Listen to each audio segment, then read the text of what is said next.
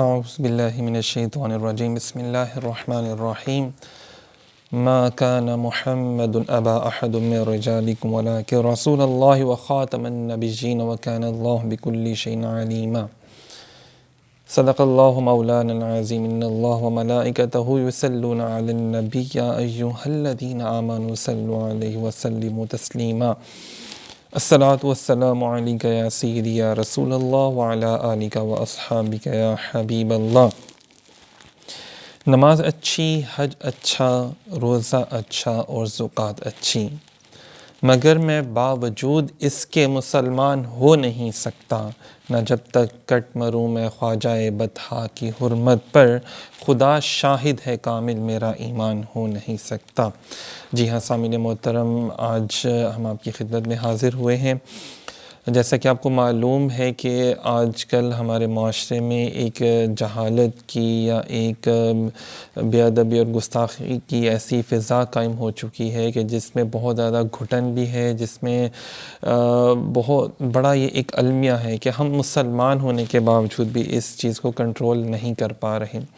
جبکہ میرے اور آپ کے کریم آقا پاک صلی اللہ علیہ وآلہ وسلم نے ہر مسئلے کا حل ہمیں بتا دیا ہے۔ جب اللہ رب العزت کی ذات نے قرآن پاک میں ہمیں ہر مسئلے کا حل بتا دیا موجود ہے، اس کے باوجود بھی ہم اس حل کی طرف جانے کی بجائے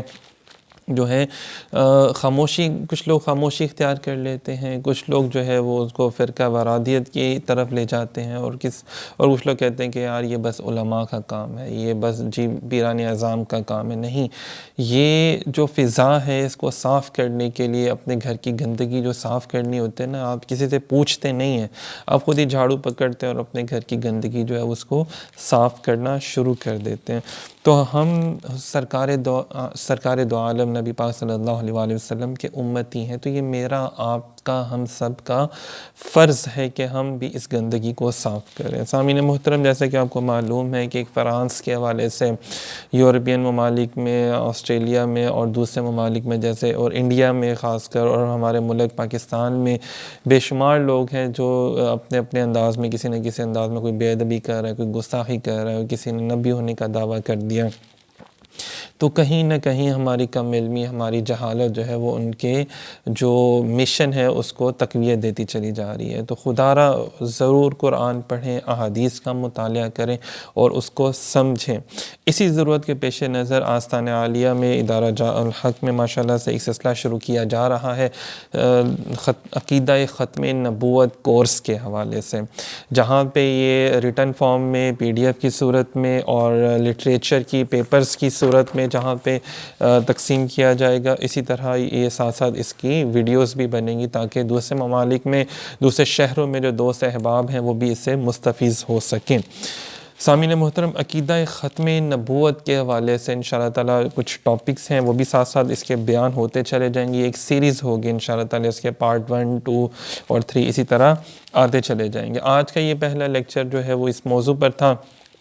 تھوڑا سا اس کا انٹروڈکشن ہو سکے کہ عقیدہ ختم نبوت کیا ہے، اس کی فضیلت اور اہمیت کیا ہے، اور اس حوالے سے انشاءاللہ تعالیٰ جو آرٹیکلز آئیں گے کہ ذات مصطفیٰ صلی اللہ علیہ وآلہ وسلم سے ہمارا تعلق کیا ہے، عقیدہ کیا ہے، عقیدہ ختم نبوت و عقیدہ رسالت امام صلی اللہ علیہ وآلہ وسلم کیا ہے، ایمان کا مرکز و محور صرف اور صرف ذات مصطفیٰ صلی اللہ علیہ وآلہ وسلم ہے، ہمارے ایمان کا تقاضا کیا ہے کہ ایمان ہم رکھتے ہیں نبی پاک صلی اللہ علیہ وآلہ وسلم کی رسالت پر، حضور سے محبت کرتے ہیں تو حضور علیہ السلام سے محبت کا تقاضا کیا ہے۔ عقیدہ ختم نبوت کے حوالے سے چند عام فہم دلائل ہیں۔ اذان میں، نماز، حج و زکوٰۃ کے حوالے سے اگر ہم کسی کو دلیل دینا چاہیں تو وہ ہم کس انداز میں دیں گے۔ اسی طرح اگر ہم منکرین ختم نبوت جو ہے ان کو دلائل دینا چاہیں گے، ان کو بے بس کرنا چاہیں گے تو ان کو کس طرح کریں گے، اور ساتھ ساتھ اگر ہم رد قادیانیت کریں گے اس انداز میں کہ اگلے کے دل میں بھی حضور علیہ السلام سے محبت پیدا ہو جائے اور وہ بھی جو ہے وہ اپنا باطل عقائد اور جو ہے وہ چھوڑ کر، اور جھوٹے نبی کو چھوڑ کر میرے اور آپ کے سچے نبی کے قدموں میں آ جائے۔ تو مقام نبوت اور مقام خاتم الانبیاء صلی اللہ علیہ وآلہ وسلم انشاءاللہ تعالیٰ بیان کیا جائے گا۔ ختم نبوت کے دلائل جو قرآن پاک میں ماشاءاللہ سے 100 آیات اس حوالے سے بیان کی گئی ہیں۔ اللہ رب العزت نے کسی بات کو زور دے کر کہنا ہوگا نا تو 2 دفعہ بھی کافی ہوتا ہے، جبکہ اللہ تعالیٰ کی بات تو 1 مرتبہ بھی کہہ دینا اللہ تعالیٰ کا کافی ہے، لیکن اللہ تعالیٰ نے اس بات کی اہمیت کے پیش نظر 100 آیات نازل فرمائے، جس میں نبی پاک صلی اللہ علیہ وسلم کے خاتم النبیین ہونے کا پراپرلی ذکر کیا گیا، اور نبی پاک صلی اللہ علیہ وسلم کی 210 احادیث ہیں جس میں آپ نے اپنے آخری نبی ہونے کا اور سید الانبیاء خاتم الانبیاء ہونے کا ذکر کیا نبی پاک صلی اللہ علیہ وسلم۔ انشاءاللہ تعالیٰ اس کورس کے اندر وہ بھی بتائی جائیں گی۔ پھر ختم نبوت کے حوالے سے صحابہ کرام کا کیا موقف تھا، ائمہ کرام، تابعین، تابع تابعین، اور جو ائمہ کرام امامین ہوئے ہمارے ان کا کیا موقف تھا، محدثین جو ہوئے ہیں، مفسرین کا کیا موقف تھا، اور اجماع صحابہ، اور اسی طرح ہم اس میں بیان کریں گے کہ دیگر جن لوگوں نے نبوت کا دعویٰ کیا اور سلف صالحین کا ان کے ساتھ کیا سلوک تھا، جو ہمارے بڑے اہل علم شخصیات تھیں انہوں نے ان کے ساتھ کیا سلوک کیا، کیسے لوگوں کو ان کے شر سے جو ایمان چوری کرنے کے لیے آئے تھے لوگوں میں، اور کیسے لوگوں کو ان ڈاکوؤں، چوروں سے، لٹیروں سے بچایا، علمی حوالے سے بھی، اور کس طرح پھر عقیدہ ختم نبوت پر صحابہ کے اقوال کیا تھے، عقیدہ ختم نبوت پر انشاءاللہ تعالیٰ اسی طرح جو کتب ماشاءاللہ سے لکھی گئی ہیں اس کے اوپر ان کا تھوڑا سا حوالہ پیش کریں گے، اور پھر جیسا کہ آپ کو معلوم ہے جب مرزا قادیانی نے جب 1902 میں جب اس کا اپنا نبی ہونے کا دعویٰ کیا تو تب پیر سید جماعت علی شاہ صاحب نے، پیر مہر علی شاہ صاحب، اور اسی طرح بڑی بڑی ہستیاں اس وقت جب انہوں نے تحریک چلائی اور کس طرح وہ کھڑے ہوئے اور کہاں کہاں جا کر اور انہوں نے جو ہے وہ ان کی بہکنی کی، مطلب ان کو شکست فاش دی، اور اسی طرح علامہ اقبال رحمۃ اللہ علیہ نے کس کس انداز میں مسلمانوں کو اٹھایا اور بتایا کہ بھائی عشق مصطفیٰ نہیں تو کچھ نہیں، فرماتے ہیں نا کہ کی محمد سے وفا تو نے تو ہم تیرے ہیں، یہ جہاں چیز ہے کیا لوح و قلم بھی تیرے ہیں۔ تو اس حوالے سے علامہ اقبال رحمۃ اللہ علیہ کے حوالے سے بھی انشاءاللہ تعالیٰ بیان کیا جائے گا،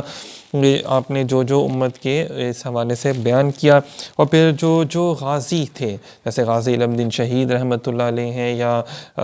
غازی ممتاز حسین قادری رحمۃ اللہ علیہ ہیں، اسی طرح اور بڑی بڑی ہستیاں ہیں جنہوں نے ختم نبوت کے حوالے سے کام کیا۔ اگر ہم اور تھوڑا سا قریب آئیں تو شاہ احمد نورانی ہے رحمۃ اللہ علیہ، عبدالستار خان نیازی رحمۃ اللہ علیہ ہیں، اور ماشاءاللہ سے بڑی بڑی ہستیاں ہیں جنہوں نے ختم نبوت کے حوالے سے کام کیا، ان کا بھی ذکر کیا جائے گا۔ اور اگر ہم قریب آئیں، بہت قریب آئیں، تو اس دور کے اندر جس طرح ماشاءاللہ اتنے بڑے بڑے علماء نے، مفتیان کرام نے، پیران اعظام نے رسم شبیری ادا کرتے ہوئے اپنے آستانوں سے، خانقاہوں سے باہر نکل کر جو ہے وہ عشق رسول، عشق مصطفیٰ صلی اللہ علیہ وسلم کو بیان کیا، اور جس طرح ماشاءاللہ ان کے صف اول کے علماء میں سے ماشاءاللہ سے حضور مولانا خادم حسین رضوی صاحب نے ماشاءاللہ سے جس انداز میں، ایک مدبرانہ انداز میں اور ایک قوت اور جارحانہ انداز میں جس طرح سے ان لوگوں کو منہ توڑ جواب دیا اور تحریک لبیک یا رسول اللہ صلی اللہ علیہ وسلم شروع کی، تاجدار ختم نبوت کانفرنسز کی، میلاد کیے، گلی گلی محلے میں، شہروں میں، دیہاتوں میں، ہر جگہ پر جا کے انہوں نے لبیک یا رسول اللہ کے نعرے نہ صرف لگائے اور بلکہ لوگوں کو اویئرنس بھی دی کہ بھئی میرے نبی کی تو یہ شان ہے، میرے نبی تو اتنے اعلیٰ و عرفہ ہیں، وہ جس طرح کے ماشاءاللہ سے علامہ اقبال کے حافظ تھے، جو علامہ اقبال کو کہتے تھے جو لوگ کہ جناب وہ سیکولر تھے، ایسا بالکل بھی نہیں تھا۔ میرے اور آپ کے علامہ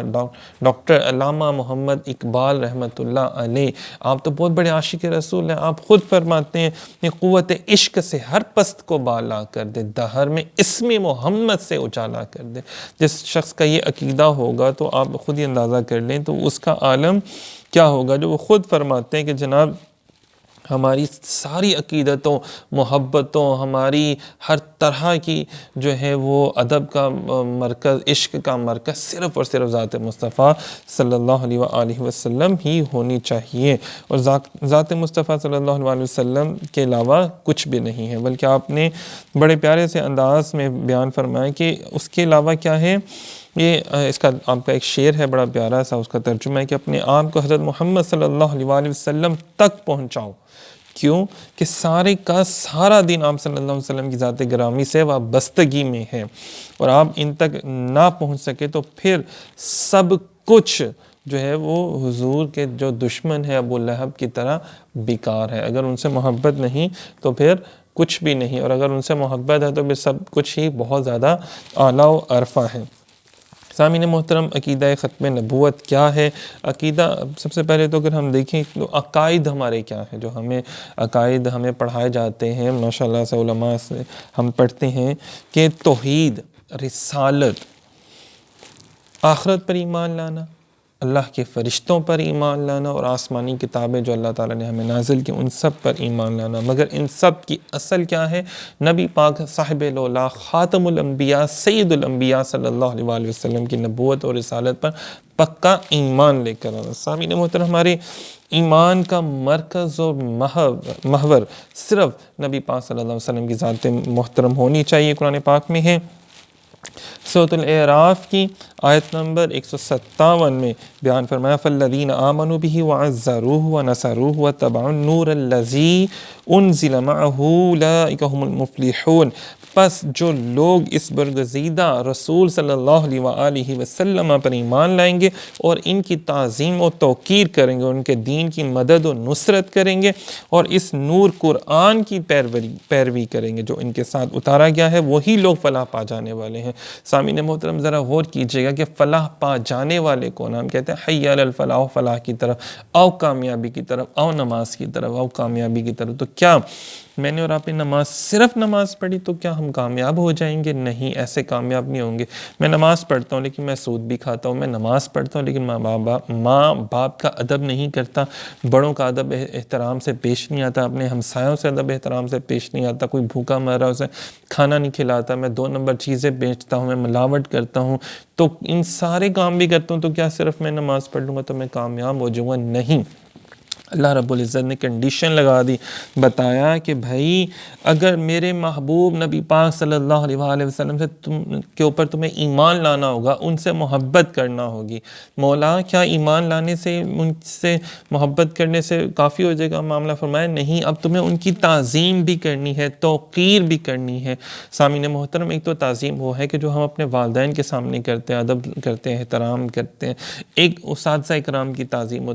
توقیر کرتے ہیں، ایک تعظیم و توقیر وہ ہے جو عروہ بن مسعود نے دیکھی، جو کہ بعد میں صحابی رسول صلی اللہ علیہ وسلم بنے۔ وہ فرماتے ہیں کہ جناب میں نے آپ لوگ بڑے بڑے بادشاہوں کو جا کے انہوں نے کہا کہ بھئی آپ تو ان کو شکست نہیں دے سکتے، کیوں کہ محمد رسول اللہ صلی اللہ علیہ وسلم کے جو عاشق ہیں وہ تو ان کے اوپر اپنی جان تک نچھاور کر دیتے ہیں۔ وہ کہتے ہیں کہ بھئی کروں تیرے نام پہ جان فدا، نہ بس ایک جان دو جہاں فدا، 2 جہاں سے بھی نہیں جی بھرا، کروں کیا کروڑوں جہاں نہیں، کہ یا رسول اللہ کیا کروں کہ کروڑوں جہاں نہیں۔ کہا یا رسول اللہ صلی اللہ علیہ وسلم آپ کی ایک مسکراہٹ پر 1000 یوسف قربان ہے۔ تو عروہ بن مسعود رضی اللہ تعالیٰ عنہ فرماتے ہیں کہ بھئی میں نے تو یہ دیکھا کہ اگر وہ اپنے بالوں کو کٹوا رہے ہیں نبی پاک صلی اللہ علیہ وآلہ وسلم، تو صحابہ کرام آگے آگے اپنے ہاتھوں کو کر رہے ہیں کہ بال مبارک ہمارے حصے میں آ جائیں، ہمارے پاس تبرکن آ جائیں۔ نبی پاک صلی اللہ علیہ وسلم اگر تشریف لے کے جا رہے ہیں تو آپ کے قدم مبارک کو جو مٹی چھو لیتی ہے اس مٹی کو اپنے چہروں پہ لگا لیتے ہیں، اپنی جھولیوں میں پھیلا لیتے ہیں۔ سامعین محترم، ایسا ادب، ایسا احترام، ایسی تعظیم، ایسی توقیر فرمایا کہ سورہ حجرات کہ بھئی میرے محبوب سے اس طرح بات کرو، اونچی آواز میں مت بولو۔ فرمایا میرے محبوب سے جب کچھ پوچھنا ہو تو یہ نہ کہا کرو کہ جی بات کھول دیں یا یوں بات بیان فرما دیں، نہیں، یا رسول اللہ انظرھا لنا، میرے آقا ہم پر نگاہ کرم فرما دیجئے۔ صحابہ کرام سامعین محترم جب بات کیا کرتے تھے نا تو وہ عام لوگوں سے ایسے بات نہیں کی جاتی، عام لوگوں سے تو آپ ویسے ہی بات کر لیتے ہیں کہ بھائی بات سننا، لیکن رسول اللہ صلی اللہ علیہ وسلم سے جب بات کرتے تھے تو عرض کرتے تھے فدا کامی و ابی یا رسول اللہ، یا رسول اللہ میرے آقا میرے ماں باپ آپ پر قربان ہو جائیں، یا رسول اللہ صحابہ میرے نبی پاک صلی اللہ علیہ وسلم کے صحابہ ایسے ہیں کہ آپ اندازہ کر لیں کہ میرے نبی پاک صلی اللہ علیہ وسلم کے صحابہ ایسے ہیں کہ اپنے خونی رشتہ داروں کی وہ اگر آپ کر لیتے ہیں نا چشم پوشی کر لیتے ہیں، چلو معاف کر لیتے ہیں،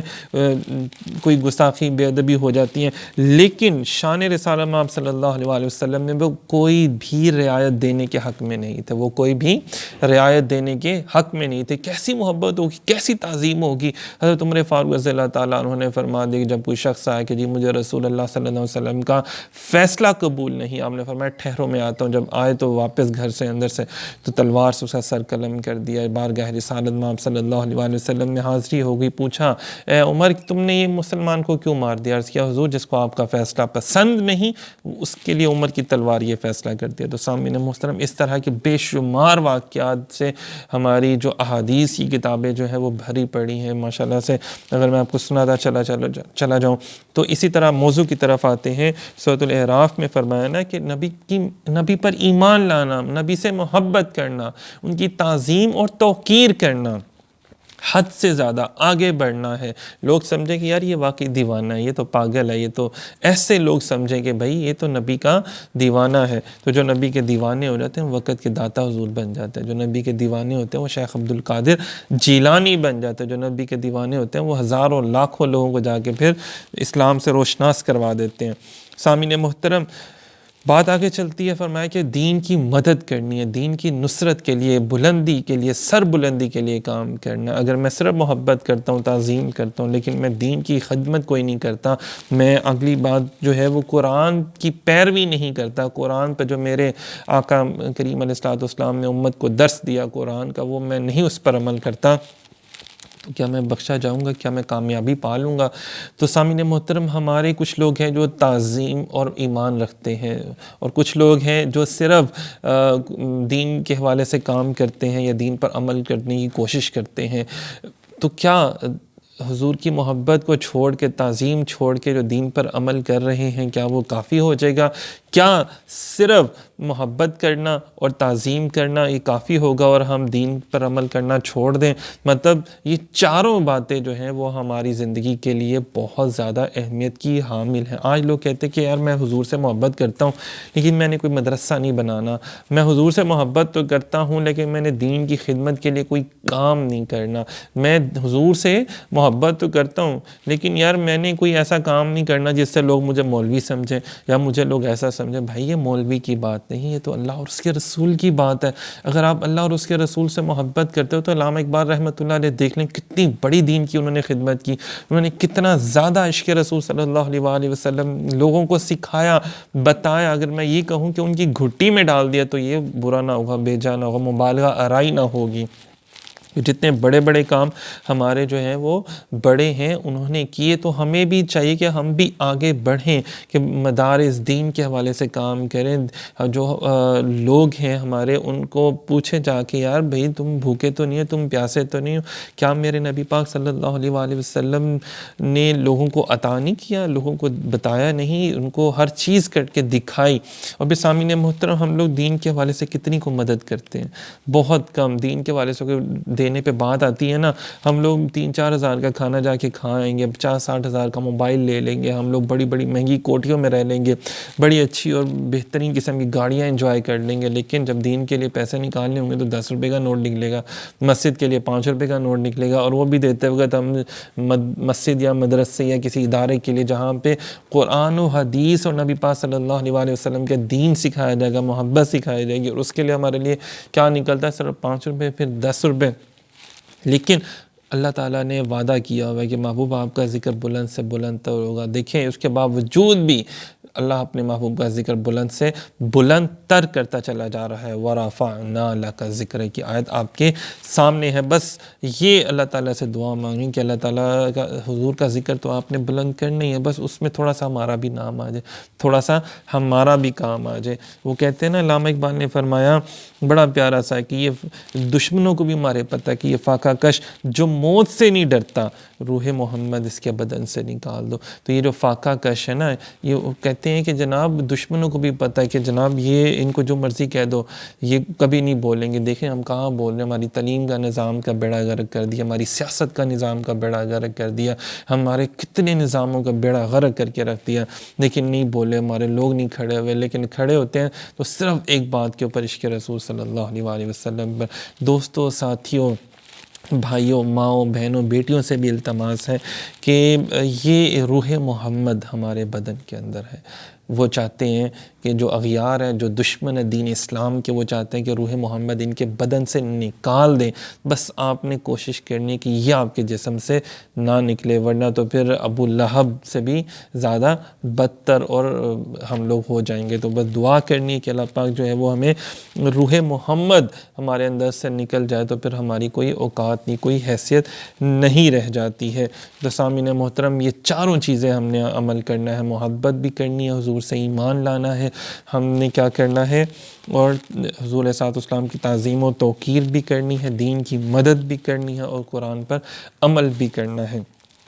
دعا کرتے ہیں اللہ رب العزت مجھے، آپ کو، ہم سب کو قرآن و سنت پر عمل کرنے کی توفیق عطا فرمائے۔ انشاءاللہ تعالی یہ جو ویڈیو آپ دیکھ رہے ہیں اس کو آگے بھی شیئر کیجیے گا تاکہ زیادہ سے زیادہ لوگوں تک یہ پیغام پہنچ سکے، تو یہ بھی دین کی خدمت ہوگی، کسی نہ کسی انداز میں آپ دین کی خدمت کر سکتے ہیں نا۔ تو چلیں، آپ ایک اچھی بات بھی پھیلائیں گے تو وہ بھی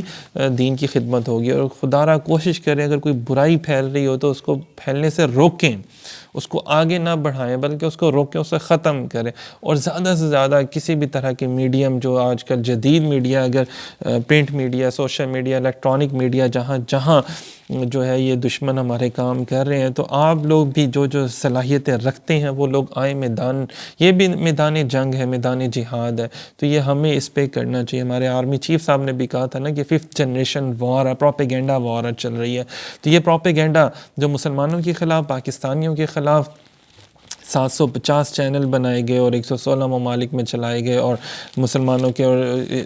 کی ہر چیز کو ایک گالی بنا کے رکھ دیا ہے۔ تو ہم نے ایسا نہیں کرنا، ہم نے سمجھنا ہے، پڑھنا ہے قرآن کو، حضور علیہ السلام کے غلاموں کی بارگاہ میں حاضر ہونا ہے، ان سے سیکھنا، علم حاصل کریں، اور لوگوں کو بتائیں کہ نہیں بھائی میں یہ مسلمان ہوں، یہ میرے اسلاف کا دین ہے، یہ میرے اسلاف نے بیان فرمایا، علماء نے، اہل علم نے، صحابہ کرام نے، یہ میرے نبی پاک صلی اللہ علیہ وسلم نے، قرآن تو بھائی علم کا سمندر ہی سمندر اس علم کے اس میں موجود ہیں۔ بہرحال دعا کرتے ہیں کہ اللہ رب العزت حق اور سچ بات کہنے کی توفیق عطا فرمائے، دین اسلام پر عمل کرنے کی توفیق عطا فرمائے، جو غلطی کوتاہی ہوئی تو اللہ پاک مجھے معاف فرمائے۔ انشاءاللہ تعالیٰ اسی سلسلے میں آگے بھی انشاءاللہ تعالیٰ بار بار آپ کی خدمت میں حاضر ہوتے رہیں گے، اور اسی طرح عقیدہ ختم نبوت جو ہے وہ اس کو بیان کرتے رہیں گے۔ آخر میں ایک نعرہ لگا لیتے ہیں کہ تاجدار ختم نبوت زندہ باد، لبیک لبیک لبیک یا رسول اللہ۔